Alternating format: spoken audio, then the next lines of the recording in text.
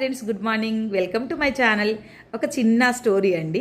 ఇది స్టోరీ ఎక్కడో విన్నది కాదు, నాకు మా నాన్న చెప్పిండు. ఏంటంటే, మా అమ్మేమో అన్నం పెడుతున్నప్పుడు గంటలు ఇలా సౌండ్ అంటే శబ్దాలు రాకుండా చేయండి, పెట్టండి అంటది.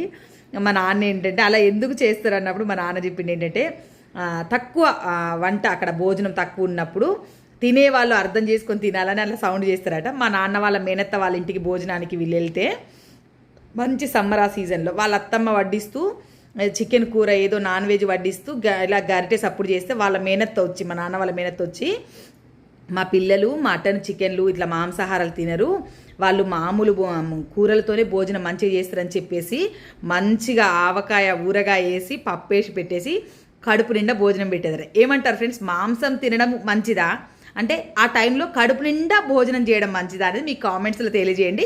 మేనత్త ప్రేమ గురించి కూడా తెలియజేయండి. మీకు ఎవరికైనా ఇలాంటి ఎక్స్పీరియన్స్ ఉంటే కూడా నాకు షేర్ చేయండి కామెంట్స్లో. Thank you for watching.